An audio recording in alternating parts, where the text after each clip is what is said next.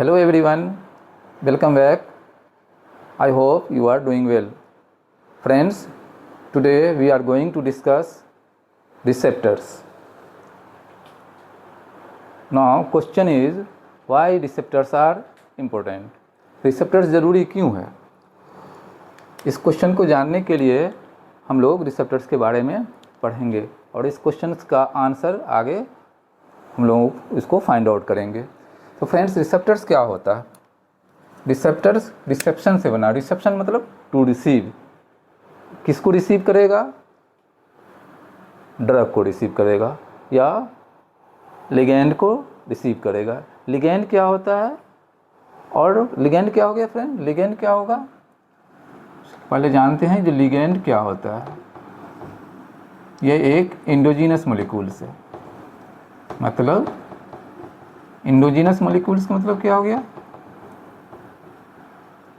जो मॉलिक्यूल्स हमारे बॉडी में प्रेजेंट है, जैसे कि एसिटाइलकोलिन, इपिनेफ्रिन, नॉर इपिनेफ्रिन, ये सब क्या है? इंसुलिन, ये सब क्या है? Endogenous molecules. हमारी बॉडी सिंथेसाइज को कर रहा है। ये मॉलिक्यूल क्या कराएगा? इंडोजीनस, जो इनसाइड है, हमारी बॉडी के इनसाइड मॉलिक्यूल्स है, ये लिगेंड कहलाएगा। और ड्रग क्या हुआ? जो ड्रग क्या हुआ गया फ्रेंड? ड्रग हो गया एक्सोजीनस मॉलिक्यूल्स।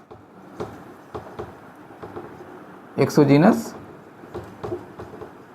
मॉलिक्यूल्स ये आउटसाइड सब्सटेंस है, जो हम लोग बाहर से देते हैं। ड्रग को क्या होगा? ये आउटसाइड, इसलिए ये जो एक्सोजीनस मॉलिक्यूल्स का रहेगा।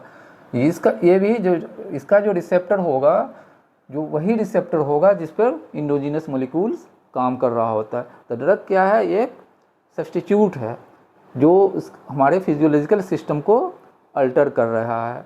या तो वो अगर फिजियोलॉजिकल सिस्टम डिजीज़ कब होगा? जब अबनॉर्मल हो जाएगा, अल्टर हो जाएगा, या तो वो इंक्रीज हो जाएगा या फिर डिक्रीज हो जाएगा। यही ड्रग का काम क्या है? उस रिसेप्टर पर, जो इंडोजीनस मॉलिक्यूल का जो रिसेप्टर है, उसी रिसेप्टर पे बाइंड करके उसके अकॉर्डिंगली, अगर फिजियोलॉजिकल सिस्टम बढ़ा हुआ है, हमारा पैथोलॉजी में बढ़ा हुआ है, तो उसको क्या करेगा? डिक्रीज़ कर देगा। अगर डिक्रीज़ किया हुआ है तो उसको क्या करेगा?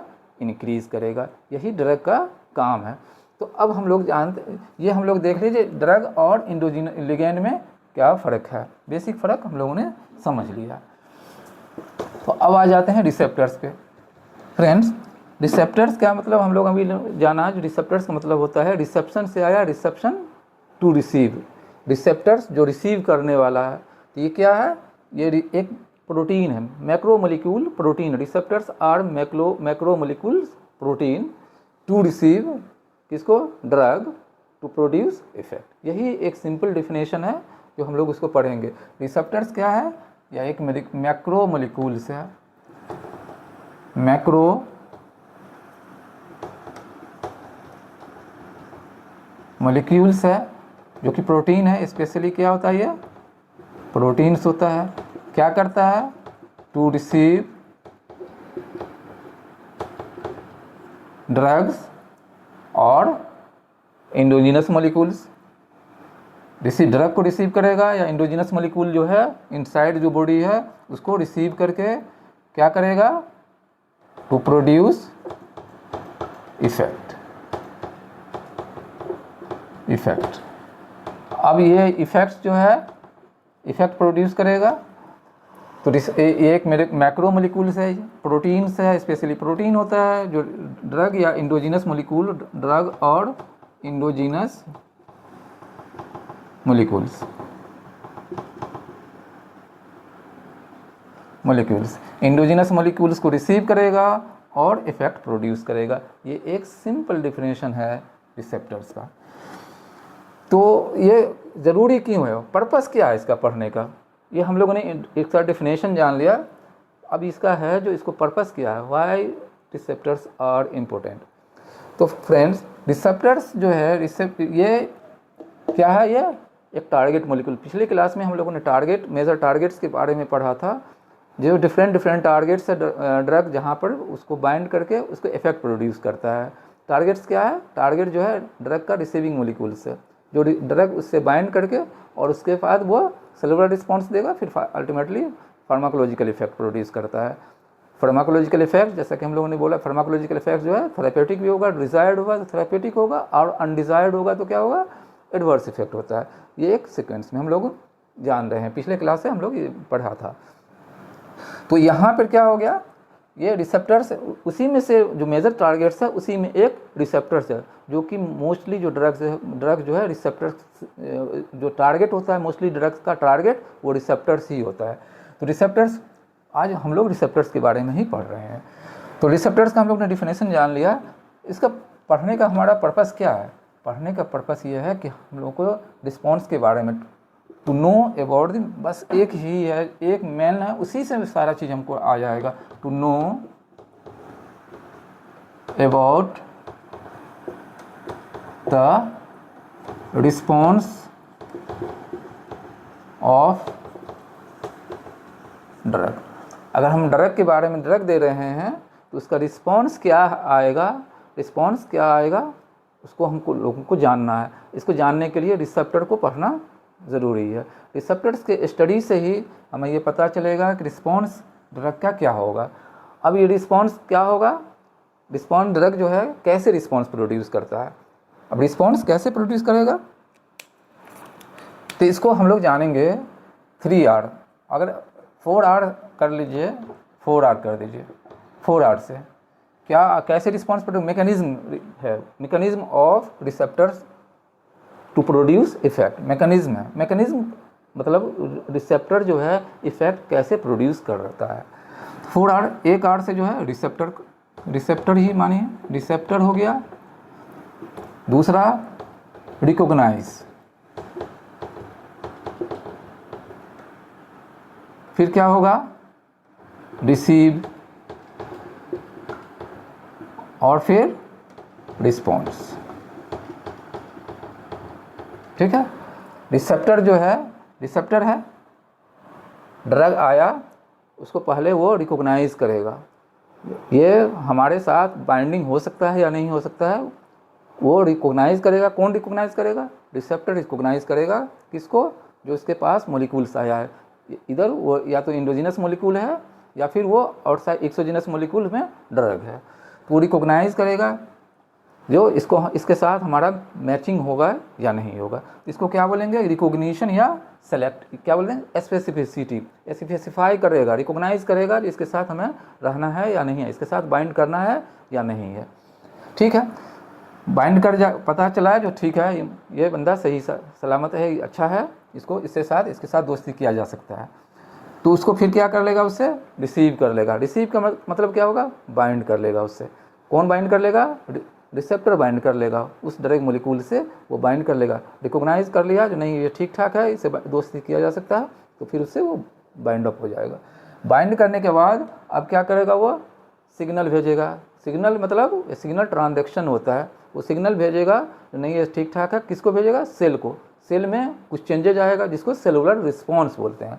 सेलुलर रिस्पॉन्स होगा, फिर उसके बाद सेलुलर रिस्पॉन्स के बाद वो रिस्पॉन्स फार्माकोलॉजिकल रिस्पॉन्स में कन्वर्ट हो जाएगा। फिर से एक बार देखते हैं, एक ड्रग है, ड्रग आया, क्या किया, रिसेप्टर पर आया,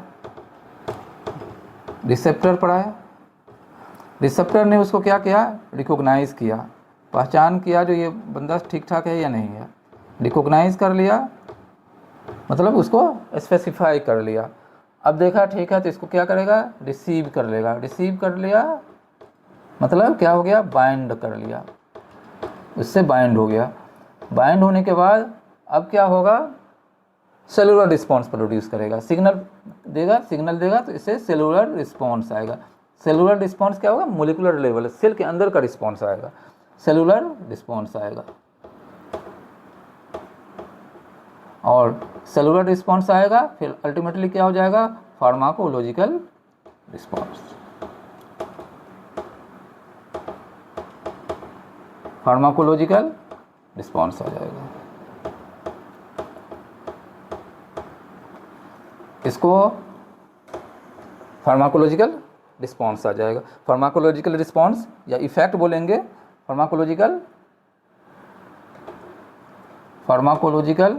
रिस्पॉन्स या इफेक्ट। अभी इस इफेक्ट में जो हमारा बेनिफिशियल इफेक्ट भी होगा और नॉन बेनिफिशियल, डिजायर्ड भी होगा और अनडिजायर्ड होगा, यानी थेरेपेटिक भी होगा, रिवर्स इफेक्ट भी होगा।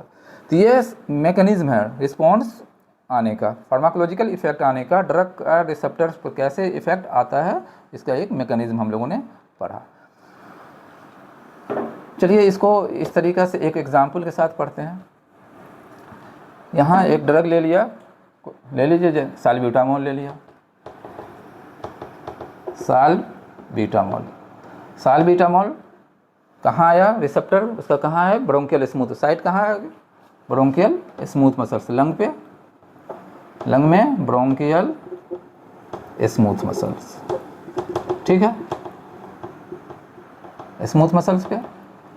वहाँ पर क्या होगा, टारगेट क्या है, किस पे, रिसेप्टर, टारगेट क्या हो गया यहाँ पर, target receptor is a type of target, तो क्या हो गया, बीटा 2 है, बीटा 2 रिसेप्टर है।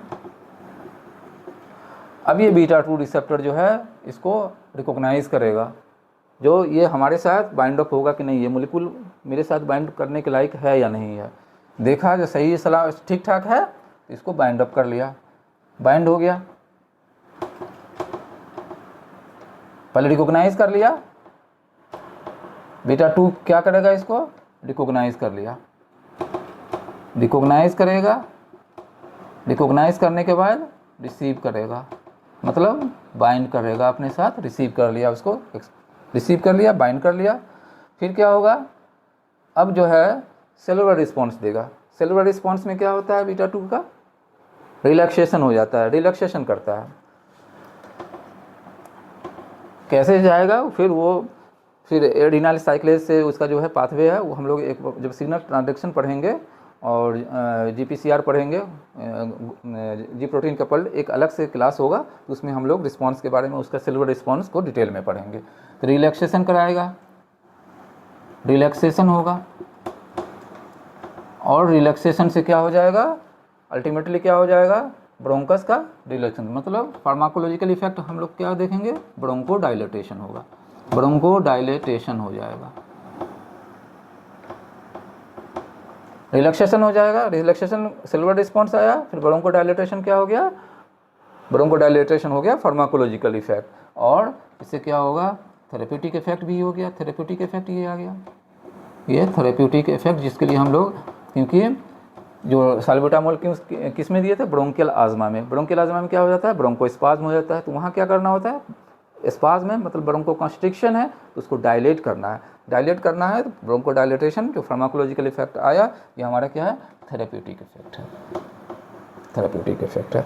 तो ये mechanism of how to produce effect, mechanism of receptors है, जो कैसे जो है इफेक्ट को प्रोड्यूस करता है ड्रग के साथ मिल करके। इसी तरीक़ा से अगर एंडोजीनस मोलिक्यूल्स है तो एंडोजीनस मोलिक्यूल्स के साथ में भी वो इसका ही सेम सीक्वेंस में जो है उसका रिस्पॉन्स आएगा। तो चलिए हम लोगों ने देख लिया जो क्यों हमें, जो क्वेश्चन था हमारा, जो हमें क्यों रिसेप्टर को पढ़ना चाहिए या रिसेप्टर का इम्पोर्टेंस क्या है, वाई रिसेप्टर्स आर इम्पोर्टेंट। चलिए आप कैरेक्टरिस्टिक्स को देखते हैं, कैरेक्टरिस्टिक्स क्या हो सकता है रिसेप्टर का, कैरेक्टरिस्टिक्स इसके क्या अच्छे गुण हैं, कैरेक्टरिस्टिक्स ऑफ रिसेप्टर, गुण क्या होना चाहिए, कैरेक्टर क्या होना चाहिए, कैरेक्टरिस्टिक्स क्या है रिसेप्टर का। यहाँ देखिए स्पेसिफिसिटी, पहला है स्पेसिफिसिटी। स्पेसिफिसिटी का मतलब क्या हो गया, जो अभी हम लोगों ने बात किया था रिकॉग्नाइज करना, वो रिसेप्टर जो है उस जो ड्रग है या इंडोजीनस मोलिक्यूल से उसको रिकॉग्नाइज करेगा, स्पेसिफाई करेगा, ये मेरे साथ बाइंड हो सकता है कि नहीं, उसी को बोलते हैं स्पेसिफिसिटी, मतलब रिकॉग्निशन, पहचानेगा, उसको जानेगा, रिकॉग्निशन, रिकॉग्नाइज करेगा, रिकॉग्निशन। दूसरा हो गया जो क्या होगा, सेलेक्टिविटी, सेलेक्टिविटी ले लीजिए यहाँ पर, सेलेक्टिविटी का मतलब हो गया जो अगर 3-4 मोलिक्यूल साथ में है तो उसमें से कोई एक को सेलेक्ट करेगा, उस रिसेप्टर से बाइंड करने के लिए कोई एक मोलिक्यूल को ही प्रीफर करेगा, और उससे अगर 3-4 मोलिक्यूल बाइंड करने वाला तो एक को प्रीफर करेगा, वो सेलेक्टिविटी कहलाएगा, जो आगे हम लोग एग्जाम्पल के साथ समझेंगे। एफिनिटी का मतलब क्या होगा? टू बाइंड अप, उससे बाइंड करने को एफिनिटी बोलना है। एफिनिटी का मतलब हो गया,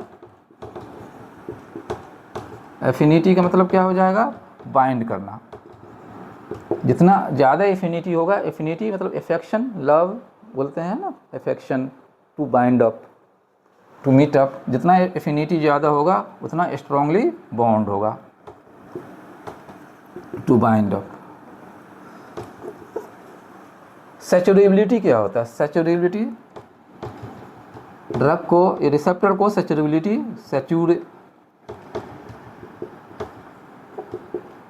सैचुरेशन से सैचुरेबिलिटी मतलब ड्रग का नंबर जो है लिमिटेड होना चाहिए। लिमिटेड होगा, क्यों लिमिटेड होगा? क्योंकि इसको मैक्सिमल इफेक्ट जो है हमारा, जिसको हम लोग इफिकेसी बोलते हैं, हम इफिकेसी और पोटेंसी, है ना। तो इफिकेसी क्या होता है? जब रिसेप्टर जो है बाइंड, ड्रग जो बाइंड कर जाता है सारे रिसेप्टर से बाइंड करके मैक्सिमल इफेक्ट जो देगा उसको क्या बोलते हैं? इफिकेसी बोलते हैं। तो ड्रग का नंबर जो है लिमिट होना चाहिए, लिमिट होगा तभी वो मैक्सिमल इफेक्ट हम लोग उसके जान पाएंगे। अगर नहीं होगा तो क्या होगा? अनलिमिटेड ड्रग उतना नहीं, पूरे कुछ रिसेप्टर्स जो है स्पेयर हो जाएगा, जिसकी वजह से मैक्सिमल इफेक्ट नहीं पता चलेगा। और इसका क्या नुकसान हो जाएगा कि ड्रग का अगर कंसंट्रेशन बढ़ रहा है तो वो टॉक्सिक कंसंट्रेशन की तरफ बढ़ेगा, जो हमें पता नहीं है, क्योंकि ड्रग का नंबर, ड्रग का रिसेप्टर्स जो है अनलिमिटेड है। इसलिए ड्रग को सैचुरेबिलिटी, पूरे ड्रग रिसेप्टर को सैचुरेबिलिटी एक करैक्टर है जो उसका लिमिटेड नंबर से आएगा। लिमिटेड नंबर होगा तो ड्रग सैचुरेबल हो जाएगा, रिसेप्टर सैचुरेबल हो जाएगा। रिवर्सिबिलिटी, रिवर्सिबिलिटी का मतलब क्या हो गया?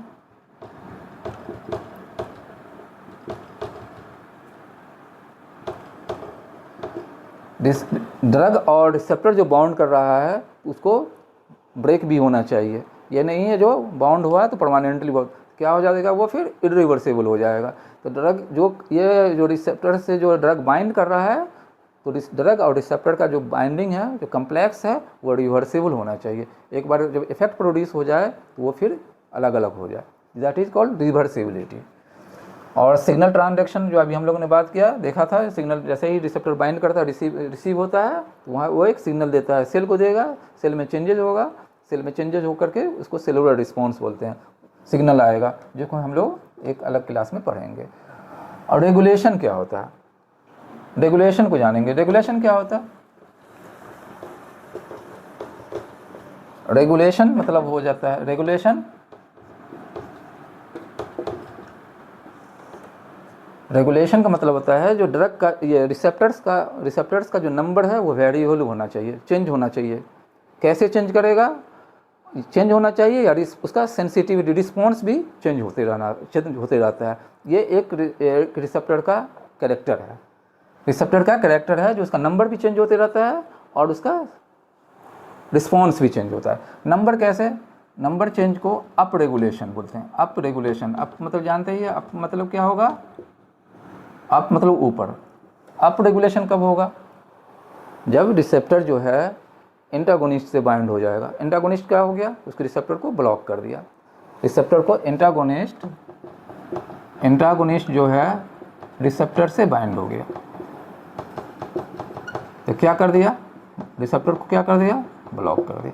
ब्लॉक कर दिया तो अब ये जो रिसेप्टर है, जो भी रिसेप्टर है, वो रिसेप्टर का नंबर बढ़ने लगता है। नंबर बढ़ने लगता क्यों? कंपनसेट करने के लिए उसको अपना नंबर को बढ़ाने लगता है। नंबर को बढ़ाने लगता है, that is called up regulation. Up regulation मतलब increase in number of receptor, regulate करता है। रेगुलेशन मतलब उसको कंट्रोलिंग जो होता है वो अप हो गया। क्यों अप हो गया?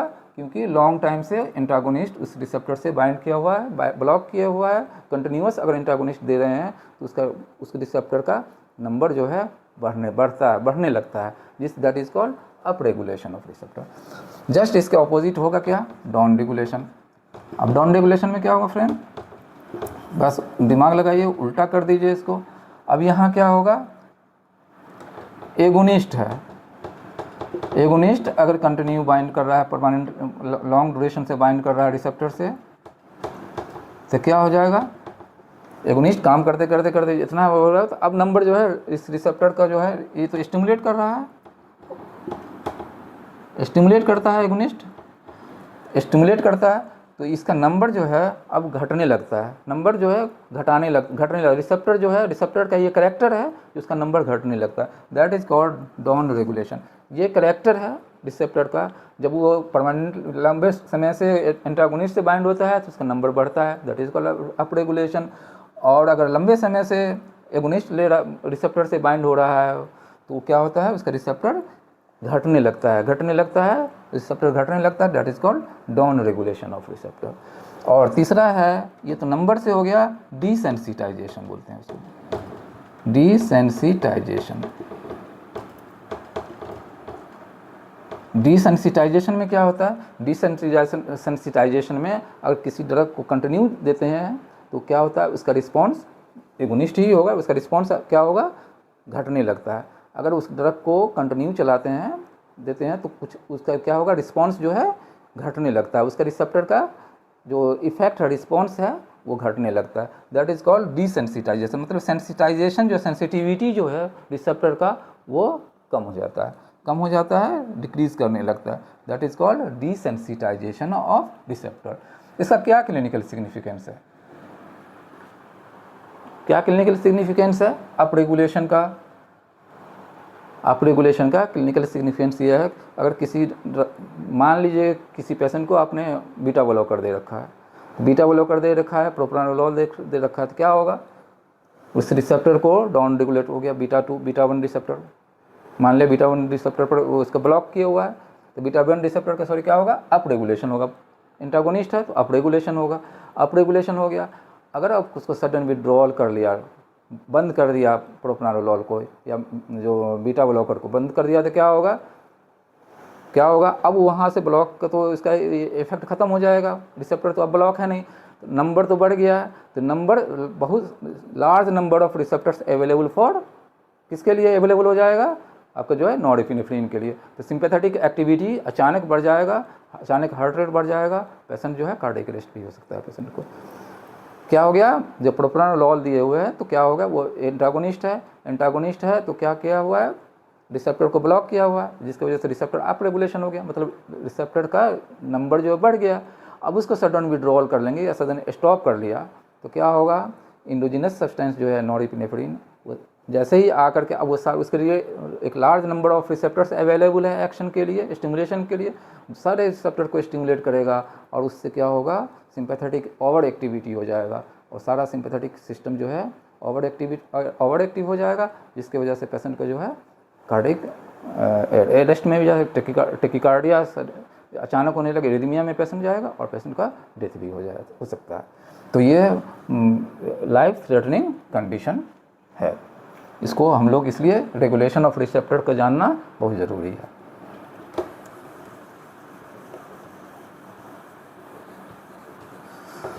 नेक्स्ट है, हम लोग जानेंगे अब क्लासिफिकेशन जानेंगे, क्लासिफिकेशन,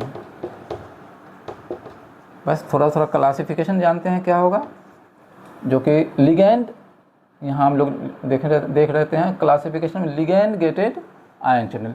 लिगैंड जान गए, लिगैंड क्या होता है, लिगैंड जो है इंडोजिनस मोलिक्यूल्स होता है, तो क्या होगा, या लिगैंड, तो उससे क्या होगा, आयन चैनल्स है, आयन चैनल्स पे जैसे ही बाइंड करेगा वो लिगैंड बाइंड करेगा, यहाँ पे जैसे ही लिगैंड बाइंड करेगा रिसेप्टर से,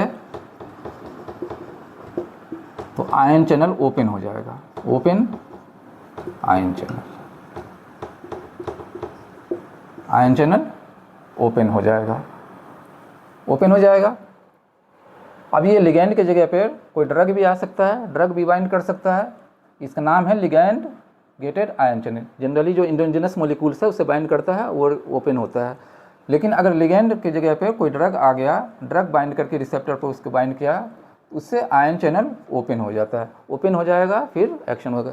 इसका कौन सा है एग्जाम्पल, हम लोग देखते हैं, जो कहाँ है, बेंजोडाइजापीन वाला जो है, बेंजोडाइजापीन क्लोराइड चैनल जो है, क्लोराइड चैनल बेंजोडाइजापीन में बेंजोडाइजापीन में, या फिर निकोटिनिक रिसेप्टर, एम रिसेप्टर जो है न्यूरोमस्कुलर जंक्शन पर जो है, वहाँ ये सब क्या है आपका लिगैंड गेटेड आयन चैनल्स है।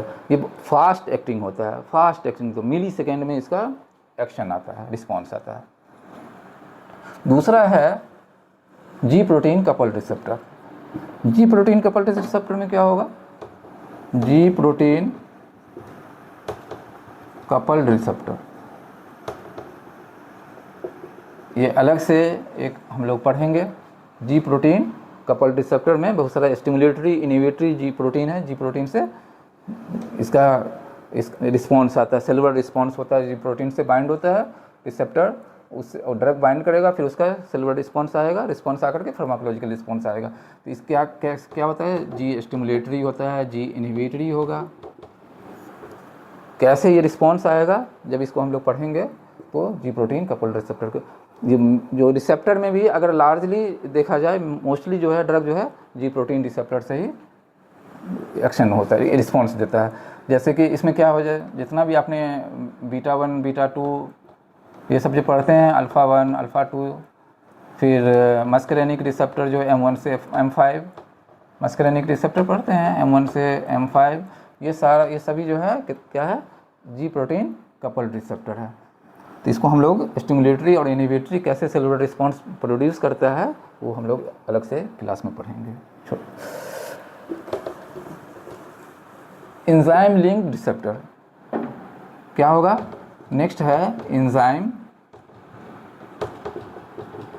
लिंक्ड होता है। इसमें क्या होता है,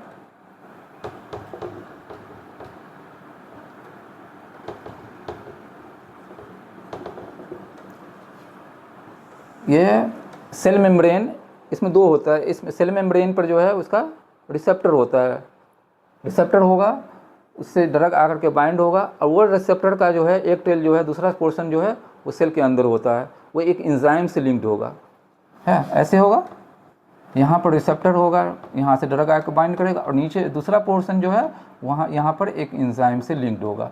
जैसे ही ये बाइंड होगा, ये एक्टिवेट होगा और ये एंजाइम एक्टिवेट हो जाएगा, जिससे फिर वो सेलुलर रिस्पॉन्स प्रोड्यूस करेगा। एंजाइम इसमें कौन सा है एग्जाम्पल में, इंसुलिन, टायरोसिन काइनेज वाला जो रिसेप्टर है ना, वही इंसुलिन का रिसेप्टर है। फिर से देख लीजिए, ये क्या होता है, सेल के एक पोर्शन जो है इसका रिसेप्टर का सेल के बाहर पर होता है, सरफेस पर होता है, जिससे जो ड्रग आकर के बाइंड करेगा, या इंडोजिनस मोलिक्यूल दोनों हो सकता है, बाइंड करेगा, बाइंड करके जो उससे लिंक्ड इनसाइड द सेल जो है एंजाइम लिंक्ड होता है, एंजाइम एक्टिवेट होगा और उसके बाद वो सेलुलर रिस्पॉन्स प्रोड्यूस करता है। इसमें है इंसुलिन रिसेप्टर है, इंसुलिन का जो रिसेप्टर है टायरोसिन काइनेज वाला, वो रिसेप्टर आपका एंजाइम लिंक्ड रिसेप्टर का एग्जाम्पल है। इंट्रासेलुलर या न्यूक्लियर रिसेप्टर क्या होता है, इंट्रासेलुलर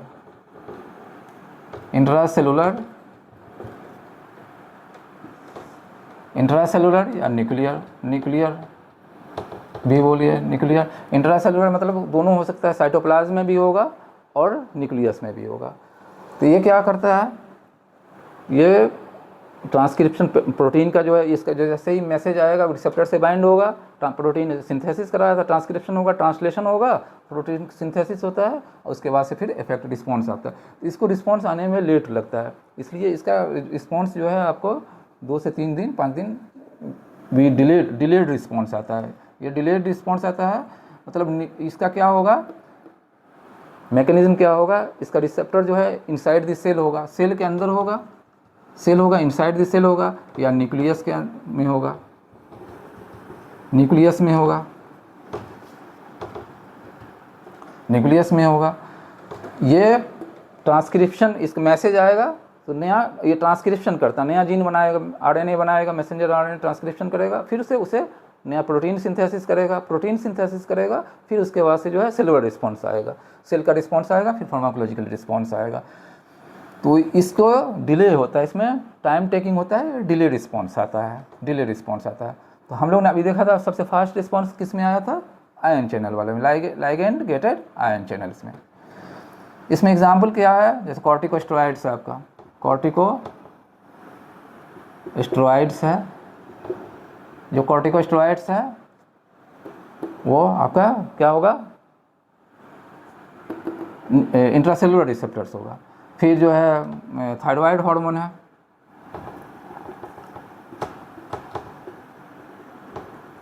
ये आपका इंट्रासेलुलर रिसेप्टर से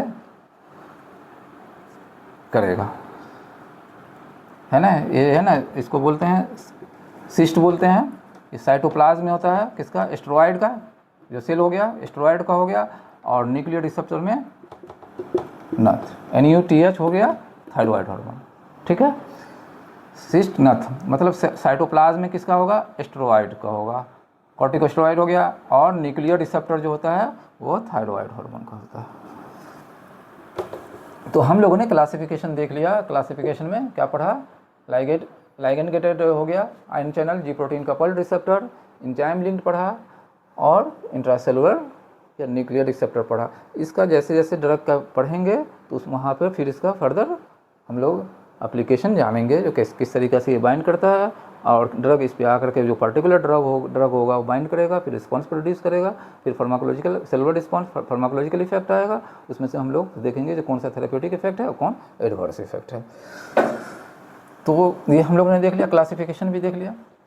अब लास्ट में देखते हैं location of receptor. Location of receptor में कुछ नहीं है, लोकेशन ऑफ रिसेप्टर कहाँ, जैसे अभी देखा ना, सेल मेम्ब्रेन पर होगा, सेल सरफेस पर होगा, और साइटोप्लाज्म में और न्यूक्लियस में, ये 3 है। लोकेशन कहाँ रहेगा, साइटोप्लाज्म पर, सेल सरफेस पर होगा, सेल के सरफेस पर होगा, फिर जो है साइटोप्लाज्म में होगा, और न्यूक्लियस में होगा। 3 जगह इसका लोकेशन हो सकता है रिसेप्टर।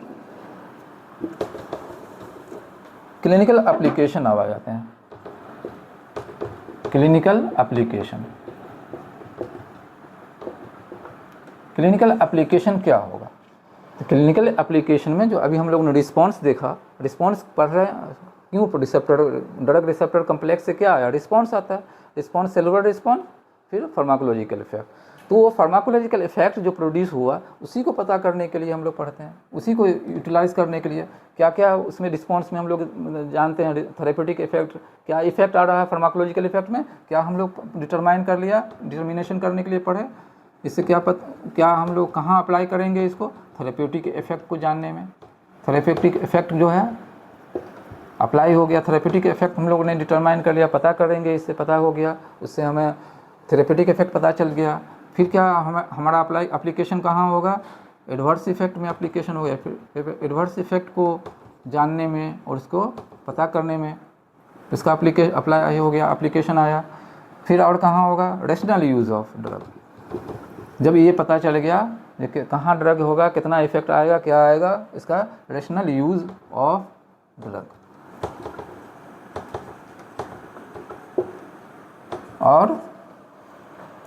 और कहाँ पता चलेगा, ड्रग का रेजिस्टेंस, टॉलरेंस क्या होता है वो पढ़ेंगे, देखेंगे जब, और आगे पढ़ेंगे दूसरे सेक्शन में, तो उसमें हम देखेंगे जो रेजिस्टेंस और टॉलरेंस क्या होता है।